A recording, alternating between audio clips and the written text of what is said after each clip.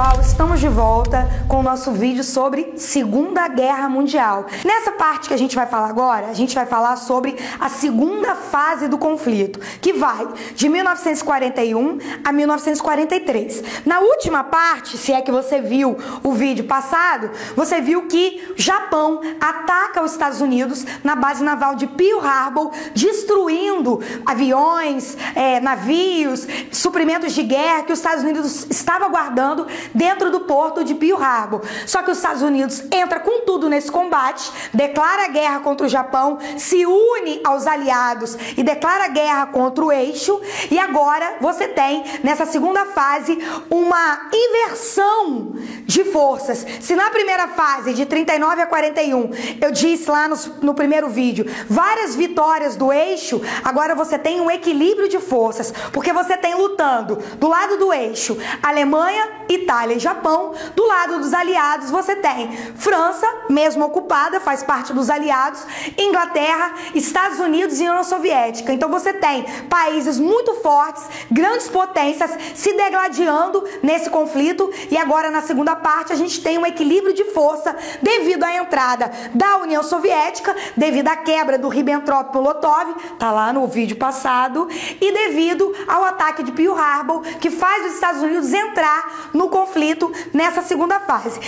Como retaliação, como vingança ao ataque de Pearl Harbor, os Estados Unidos não ia deixar barato para o Japão e ele começa uma invasão. É a chamada Batalha de Midway. A Batalha de Midway também foi no Pacífico, no dia 4 de junho de 1942. Os Estados Unidos, como vingança ao que o Japão tinha feito, sobrevoa ali o arquipélago de Midway e ataca os porta-aviões japoneses, destruindo grande parte do arsenal bélico, do arsenal aéreo que o Japão tinha, fazendo com que o Japão ficasse muito prejudicado nesse combate. Então a primeira batalha dessa segunda fase é a Batalha de Midway. É os Estados Unidos se vingando do ataque japonês, sobrevoando o arquipélago de Midway e destruindo grande parte do arsenal japonês, deixando o Japão praticamente impossibilitado de continuar essas guerras no Pacífico. Nessa segunda fase, você vai ver que as batalhas se dividem em três frentes. Primeiro, Normandia. Segundo, União Soviética. Terceiro, Norte da África. Então vamos começar com as batalhas na União Soviética. A gente viu no vídeo passado, em momentos passados, que Hitler descumpre aquele tratado de não agressão que ele tinha feito com Stalin, invade a União Soviética, mas ele não consegue uma vitória devido à tática da terra arrasada, devido ao inverno soviético muito rigoroso que faz as tropas nazistas baterem em retirada sem vitória. Só que essa derrota, esse empate, a não vitória está entalada ali na garganta de Hitler e ele não vai deixar isso barato. E de 1942 a 1943, de fevereiro de 42 a agosto de 43, ele vai de novo tentar invadir a União Soviética numa das mais sangrentas batalhas da Segunda Guerra Mundial. É a Batalha de Stalingrado, uma batalha que demorou, como vocês estão vendo aí, quase um ano de batalha, de fevereiro a agosto de 42 a 43.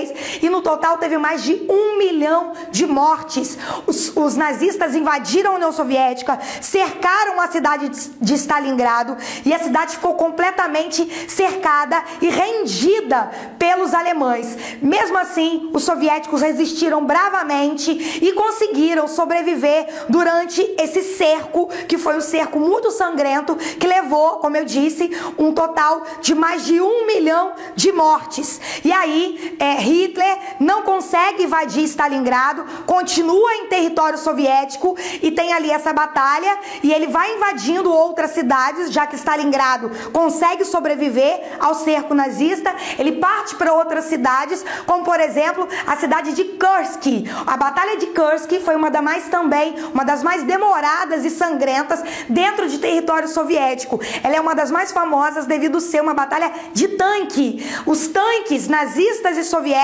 se atacaram nessa batalha de Kursk. Olha aqui, ó, uma batalha de tanque. E aí, devido à União Soviética estar menos tempo no conflito e os nazistas já estarem lutando desde 1939, eles têm, claro, uma vantagem. Os nazistas estão mais cansados, esgotados, têm menos armamento, já tem menos soldados, e aí Stalin consegue, de fato, vencer os nazistas, e é a derrota definitiva dos nazistas em solo soviético na Batalha de Kursk.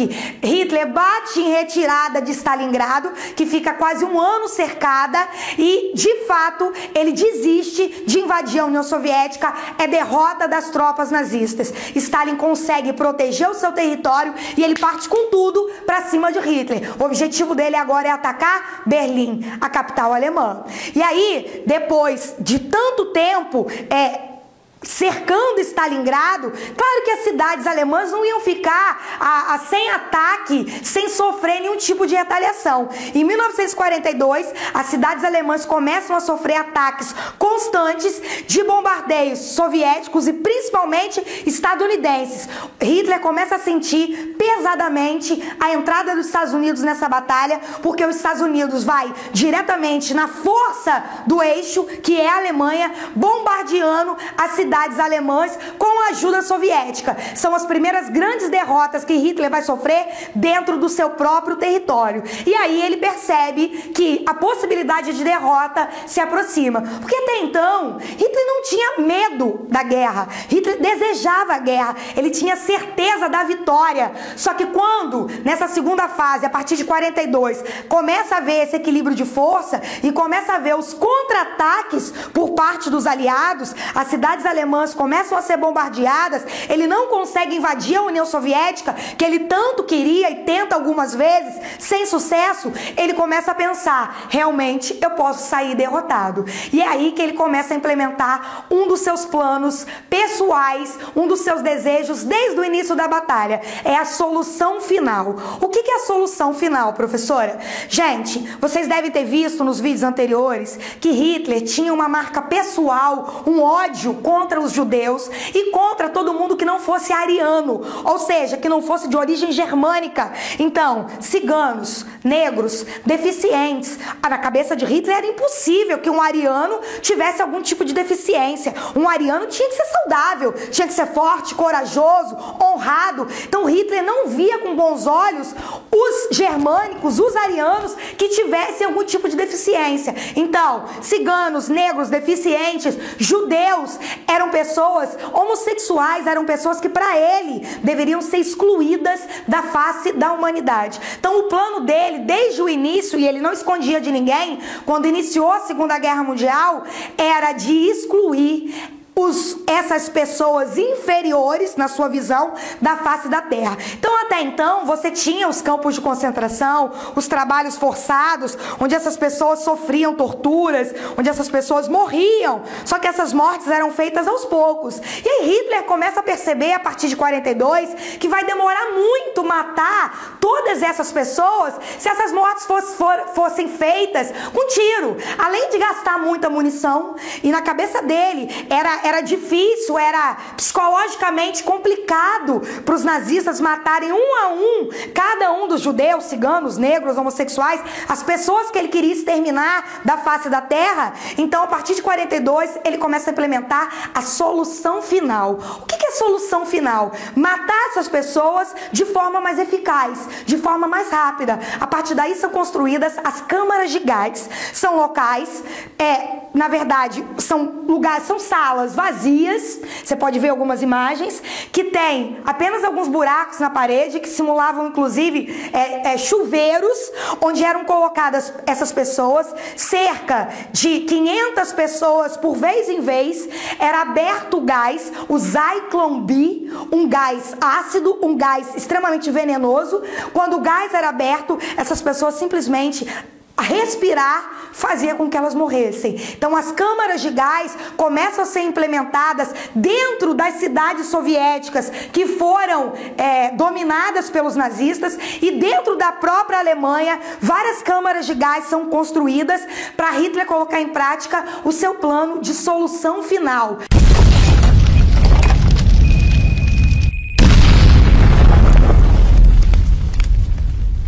Então, pessoal, falamos até agora da primeira frente de batalha, que foi na União Soviética, com vitória dos aliados, derrota nazista. Agora a gente vai falar da segunda frente de batalha no norte da África. Quem agia no norte da África era a Itália. E os aliados, é óbvio, não iam deixar Mussolini continuar se fortalecendo. E nessa segunda fase, tudo aquilo que o eixo ganhou na primeira, os aliados vão atrás, libertando nessa segunda fase. Então eles vão para o norte da Itália e conseguem libertar todos os territórios que foi invadido pelos italianos e libertar esses territórios do domínio do eixo, no caso da Itália, e agora eles partem para cima da própria Itália. Ali, pelo norte da África, eles conseguem chegar na Europa, adentrar em território italiano, onde, pasmem vocês, eles têm ajuda dos próprios italianos. Um grupo italiano chamado Partigiani faz um acordo com os aliados de entregar Mussolini nas mãos deles, caso houvesse um acordo para eles não destruírem a Itália. Então, assim, como uma tentativa de se manter vivo nesse conflito, já que agora as vitórias eram a maioria delas aliadas, os italianos, os Partigiani, tentam fazer um acordo com os aliados para sobreviverem. E o acordo é: vamos entregar Mussolini. Então esse acordo é feito e os próprios italianos entregam Mussolini na mão dos aliados e ele fica preso. Através desse acordo, os italianos decretam guerra contra a Alemanha. Então você tem aí de novo a Itália mudando de lado e decretando guerra contra a Alemanha, que até então era do mesmo grupo do eixo, para se proteger, para sobreviver, para se manter viva. É feito esse acordo, Mussolini é entregue aos aliados, é preso e a Itália decreta guerra contra a Alemanha. Hitler não vai ficar de braço cruzado sem fazer nada. Claro que ele vai libertar Mussolini, porque ele sabe que Mussolini é um aliado poderoso, que ele precisa do apoio de Mussolini, e aí Hitler manda as tropas nazistas para dentro da Itália, liberta Mussolini. Claro que Mussolini vai de novo se aliar a Hitler e a Itália fica dividida. Uma parte da Itália fazendo acordo com os aliados e uma parte da Itália do lado de Mussolini. A Itália fica dividida e aí os aliados entram em ação, invadem a Itália e no dia 28 de abril de 1945, Mussolini é de vez rendido, ele é preso novamente pelos aliados e agora não vão botar ele na prisão não, agora vai ser morte. Mussolini é fuzilado pelos aliados, pelos partigianes que estão junto com os aliados nesse acordo, no dia 28 de abril de 1945, juntamente com a sua amante, Carla Petacci. Eles são fuzilados e os corpos, olha aqui, ó, são expostos para todo mundo ver na Praça da Itália. Todo mundo consegue ver o corpo de Mussolini exposto, morto, fuzilado. A Itália está oficialmente fora da Segunda Guerra Mundial. Ela se alia aos aliados, ela faz um acordo com os aliados, Mussolini é fuzilado e aí a Itália está fora da guerra. Hitler fica sabendo disso? Com certeza, né, gente? Hitler fica sabendo de tudo que acontece e ele começa pela primeira vez a pensar no seu próprio destino. Ele manda preparar um bunker, que é um esconderijo subterrâneo, que ele vai se exilar esses últimos dias do conflito para se proteger, porque ele não quer ficar exposto, humilhado, como Mussolini foi. Então ele manda preparar o bunker e ele começa pela primeira vez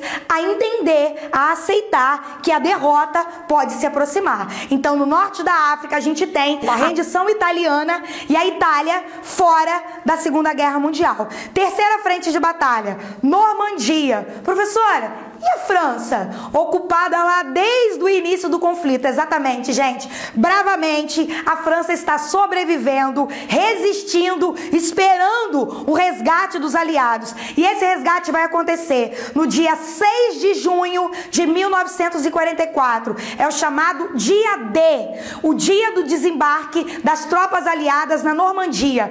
Os aliados vão para a Normandia, sobrevoam a Normandia, e aí a gente tem aí os soldados descendo de paraquedas, devido ser uma forma de se colocar dentro do território Já na parte que te interessa, você não fica longe do lugar que você deseja estar. Os paraquedas são uma tecnologia usada na Segunda Guerra, porque são uma forma de estar mais rapidamente próximo ao lugar que você deseja. Então você tem os paraquedistas entrando na Normandia para libertar a França. Você tem as tropas vindo pelo mar, você tem as tropas aéreas desembarcando na Normandia em 5 praias, o que foi também uma batalha muito sangrenta, porque as praias estavam minadas. Então, quando os aliados desembarcam, ali logo de cara, muita gente morre, pedaço de corpo voando para tudo quanto é lado, porque as praias estavam minadas, e quando os aliados entram dentro das praias da Normandia, são 5 praias, muitos deles já morrem ali. Então, eles conseguem, com muita cautela, principalmente através do paraquedismo, entrar dentro da Normandia e conseguem ali libertar a França completamente no dia 25 de agosto de 1944. Então eles entram no dia 6 de junho e somente no dia 25 de agosto a França está completamente liberta do domínio nazista através das tropas aliadas que vão libertar a França do domínio alemão e trazer a França para dentro do conflito, porque agora partiu dominar Berlim.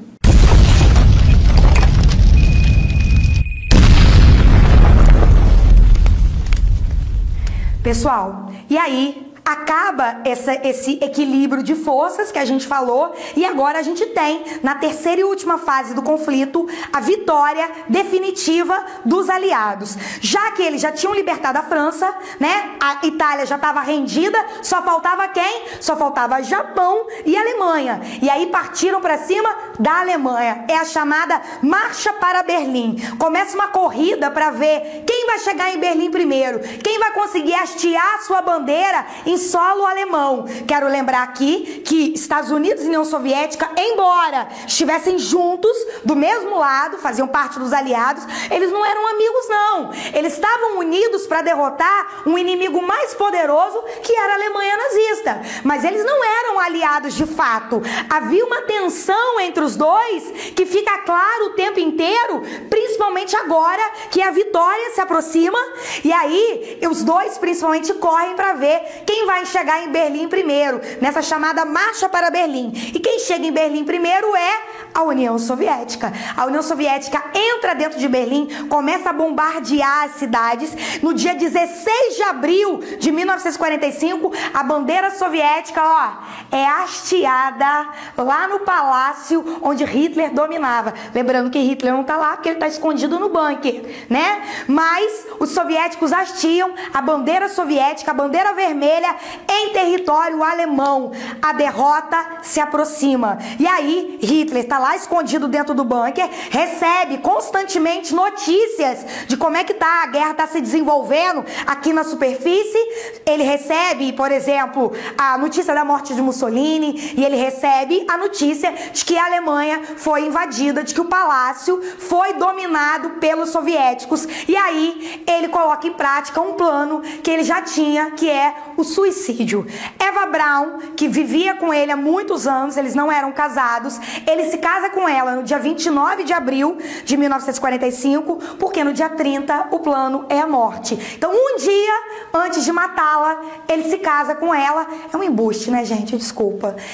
Ele se casa com ela, e aí, no dia 30, ele dá veneno pra ela sabia, né? E depois ele atira em si próprio, e está decretado o fim de Hitler na Segunda Guerra Mundial. Ele se suicida e ele dá veneno para ela. Antes disso acontecer, ele já tinha dado ordens ao almirante Donalds que os corpos dos dois deveriam ser queimados, porque ele não queria ficar exposto pelos seus inimigos, como aconteceu com Mussolini. Por isso, não há corpo de Hitler, por isso não houve autópsia, por isso não há túmulo, porque os corpos foram queimados após o suicídio de Hitler e o assassinato da sua esposa, Eva Braun, para evitar o escárnio, para evitar a exposição pública perante os seus inimigos. E aí, isso acontece no dia 30 de abril de 45, no dia 8 de maio, a Alemanha assina a sua rendição. Ela está oficialmente fora da Segunda Guerra Mundial, depois do suicídio de Hitler. E aí, faltava quem? Só o Japão. Se rende, Japão? Não, não se rende não. O Japão se recusava a se render. O Japão não aceitava a rendição. E aí, os Estados Unidos, para forçar a rendição japonesa no Pacífico, ele acaba jogando as famosas bombas atômicas. Lembrando que os Estados Unidos já estava produzindo essa bomba atômica há muito tempo, é o projeto Manhattan. Quem alertou os Estados Unidos para a possibilidade de a Alemanha ter uma bomba foi o físico alemão Albert Einstein, que foge da Alemanha porque ele não quer trabalhar para as tropas nazistas, e é ele que alerta o presidente Roosevelt que a Alemanha poderia estar construindo uma bomba atômica. E aí, se o inimigo tem um armamento tão poderoso, eu preciso ter também. Os Estados Unidos investem muito dinheiro no chamado projeto Manhattan, que é a construção da bomba atômica. No dia 6 de agosto de 1945, o mundo viu pela primeira vez o uso de uma tecnologia tão poderosa. Queridos, em menos de 1 milésimo de segundo, a cidade de Hiroshima ficou completamente destruída. Foram 140 mil pessoas mortas instantaneamente. Essa primeira bomba atômica, chamada de Little Boy, apelidada de Little Boy pelos Estados Unidos, foi jogada em território japonês, na cidade de Hiroshima, e dizimou 140 mil pessoas em menos de 1 milésimo de segundo, instantaneamente. E mesmo assim, o Japão não se rendeu. 3 dias depois, no dia 9 de agosto de 1945, a segunda bomba atômica é jogada sobre o Japão, a chamada Fat Man. A segunda bomba é jogada sobre o território japonês, na cidade de Nagasaki. E o Japão, temendo que mais bombas fossem jogadas, ele se rende, e no total a gente tem 240 mil pessoas mortas instantaneamente com o uso da bomba atômica. Nós não temos noção do poder dessa bomba atômica. Quando a primeira bomba foi jogada, veja na imagem, subiu uma fumaça no formato de cogumelo. Essa fumaça, debaixo dela, a temperatura era de 5.000 graus Celsius. É a mesma temperatura do núcleo da Terra. 5.000 graus Celsius. O poder de fogo dessa primeira bomba atômica era o equivalente a 13.000 toneladas de dinamite. O mundo ficou surpreso com o poderio de morte que a bomba atômica tinha. O Japão se rende e está oficialmente fora da Segunda Guerra Mundial. A guerra acabou, professora? Não. Agora a gente vai falar do pós-guerra.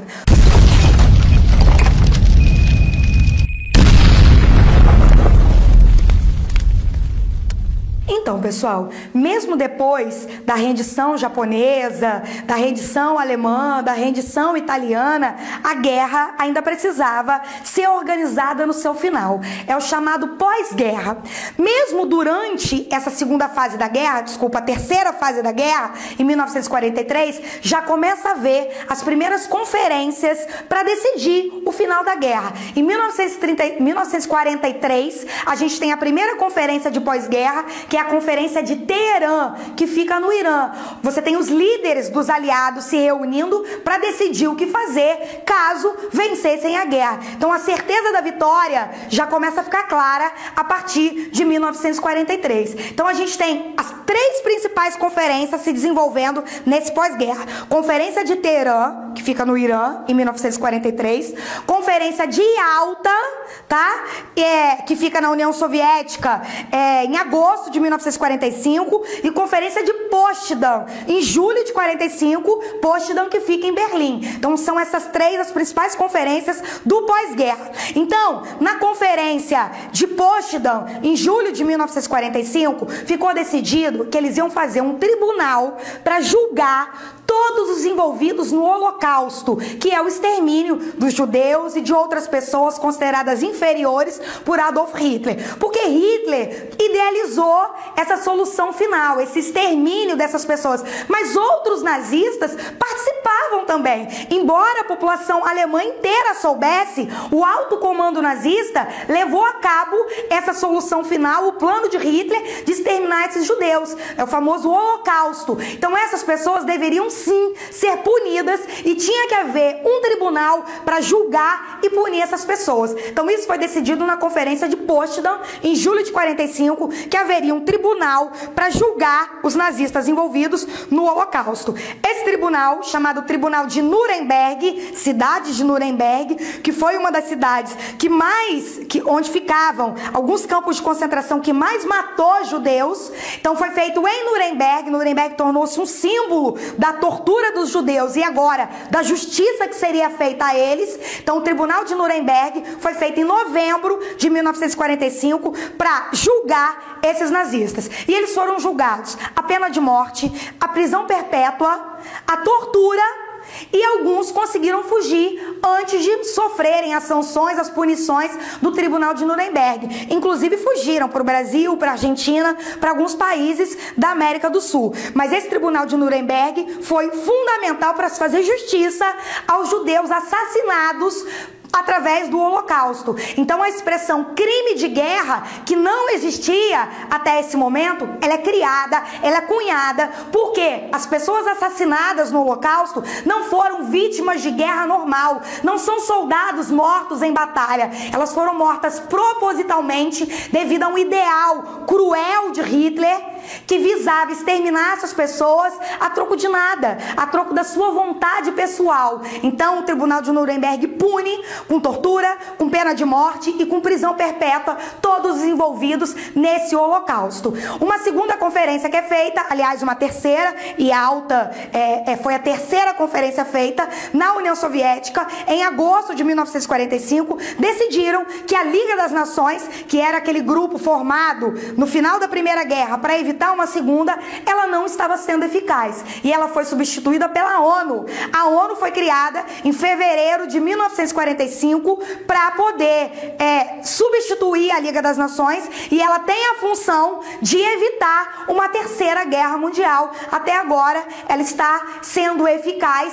nessa diplomacia para evitar um terceiro conflito mundial. No total, a Segunda Guerra Mundial tem um saldo de 50 a 80 milhões de mortes. Foi até hoje uma das guerras mais sangrentas que a humanidade já viu, com armas que a humanidade nunca tinha visto, com uma tecnologia desenvolvida extremamente poderosa para arrasar os inimigos muito rapidamente, e essa guerra deixa aí marcas muito profundas na humanidade. Até hoje, para você ter noção, as cidades não se recuperaram das bombas atômicas que foram jogadas. Até hoje pessoas sofrem com doenças que foram criadas devido, a esse urânio que foi usado para construir essa bomba atômica. Até hoje judeus sofrem preconceito devido ao Holocausto que foi feito contra eles. O Estado de Israel, inclusive, foi criado como uma forma de fazer justiça a esses judeus que se espalharam no mundo fugindo dos ataques nazistas.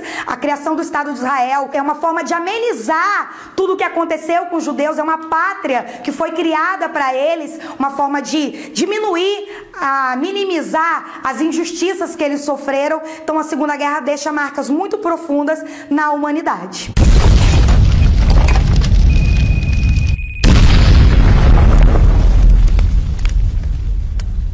Pessoal, eu não posso deixar de falar sobre a nossa participação, a participação brasileira na Segunda Guerra Mundial. Assim, o Brasil, ele é capitalista, Ele tem uma aliança com os Estados Unidos, que também é capitalista, só que durante esse período da Segunda Guerra Mundial, 1940, 41, o Brasil também tinha boas relações com países do eixo. Pra você ter uma ideia, nessa época, o presidente brasileiro era Getúlio Vargas, que tem tem assim uma amizade com Benito Mussolini, tem um agrado com as posições fascistas. Então, o Brasil, inicialmente, ele não se declara logo ao lado dos aliados. Ele tem boas relações com os dois lados e ele não se posiciona logo de início.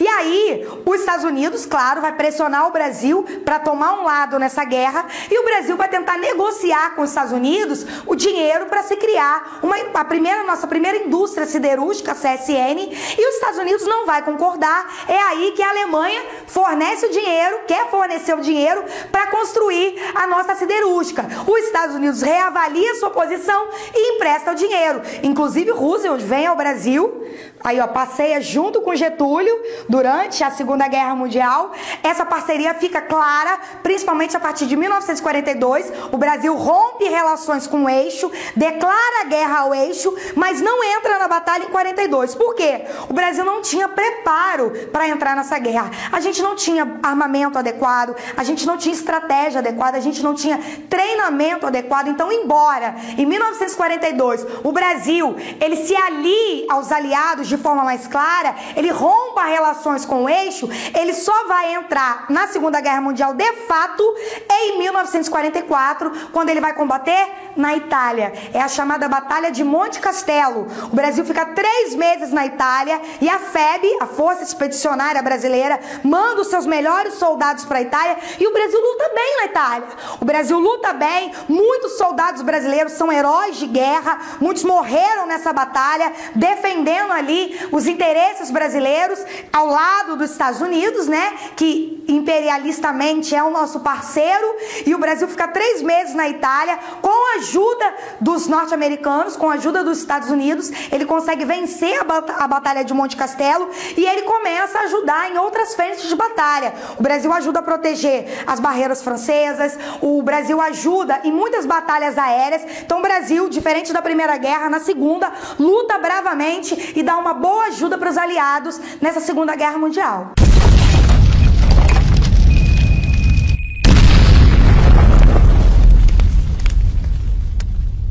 Então, pessoal, esse foi o nosso vídeo sobre Segunda Guerra Mundial. É importante falar, nessa fase final, que as bombas atômicas que foram jogadas pelos Estados Unidos em cima do Japão, na verdade, não havia necessidade de jogar essas bombas atômicas em cima do Japão. Por quê? O Japão iria se render de qualquer forma, a guerra já estava decidida, só que numa tentativa de mostrar poder para a União Soviética, os Estados Unidos acaba lançando as bombas atômicas, uma tecnologia cara, bem preparada, bem guardada há muitos anos. Foi uma clara demonstração de poder para a União Soviética. Ó, estamos do mesmo lado, mas a gente não é amigo não. Então essas bombas atômicas foram uma demonstração de terror e de poder que os Estados Unidos queria dar para a União Soviética. Então o Japão aí foi usado para testar essas bombas nucleares que os Estados Unidos não tinha a menor dúvida que iriam funcionar, como a gente viu que funcionou. Esse fato, inclusive, é o início de uma nova guerra, a Guerra Fria. Só que isso é outra história.